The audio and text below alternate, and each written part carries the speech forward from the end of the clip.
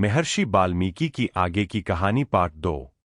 परिवार ने कहा, हम आपके द्वारा लाए गए भोजन और धन का उपयोग करते हैं, लेकिन आपके कर्मों का पाप हम क्यों भुगतेंगे? यह सुनकर रत्नाकर स्तब्ध रह गए। जिस परिवार के लिए वे वर्षों से गलत कर्म करते आ रहे थे, वह उनके पापों की जिम्मेदारी लेने को तैयार नहीं था। उनके भीतर पहली बार अपने कर्मों को लेकर गहरा पश्चाताप जागा। वे तुरंत नारद जी के पास लौटे और उनके चरणों में गिर पड़े।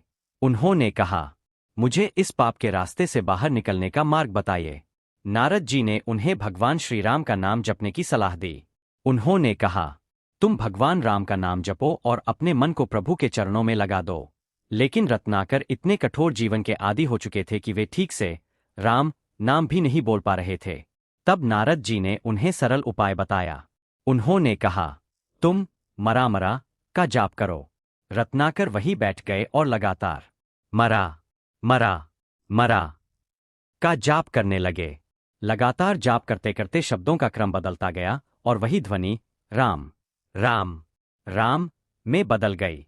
रत्नाकर का मन धीरे धीरे सांसारिक मोह से हटकर भगवान की भक्ति में डूबने लगा। रत्नाकर इतने लंबे समय तक ध्यान में लीन रहे कि उनके शरीर के चारों ओर मिट्टी और दीमकों की बाम्बी बन गई। समय बीतता गया और अपनी कठिन साधना से उन्होंने ब्रह्मा देव को प्रसन्न किया, जिसके बाद ब्रह्मा जी ने उनको ज्ञान दिया और रामायण लिखने का सामर्थ्य दिया। जब उनकी तपस्या पूरी हुई और वे उस बाम्बी से बाहर निकले, तो उनका जीवन पूरी तरह बदल चुका था। कहा जाता है कि वाल्मीकि नाम इसी बाम्बी से जुड़ा है, क्योंकि संस्कृत में बाम्बी को वाल्मीकि कहा जाता है। इस प्रकार रत्नाकर आगे चलकर महर्षि वाल्मीकि के नाम से प्रसिद्ध हुए। बाद में महर्षि वाल्मीकि ने भगवान श्री राम के जीवन, उनके आदर्शों, संघर्षों और धर्म के मार्ग को शब्दों में पिरोया व रामायण की रचना की।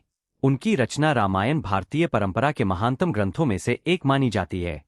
इस कथा की सबसे बड़ी बात यही है कि जो व्यक्ति कभी गलत रास्ते पर था, वही आगे चलकर संसार को भगवान श्री राम की मर्यादा और आदर्शों की कथा सुनाने वाला महान ऋषि बना। इस कथा से हमें एक बहुत गहरी सीख मिलती है। इंसान का अतीत चाहे जैसा भी रहा हो, अगर वह सच्चे मन से अपने गलत कर्मों को छोड़कर सही मार्ग पर चलने का निर्णय ले, तो उसका जीवन बदल सकता है। रत्नाकर से महर्षि वाल्मीकि बनने की यात्रा यही बताती है कि परिवर्तन की शुरुआत एक गांव सच्चे पश्चाताप और सही दिशा से होती है। जय श्री राम। कहानी पसंद आई हो तो चैनल को लाइक, सब्सक्राइब और शेयर करें। मिलते हैं अगली कहानी के साथ।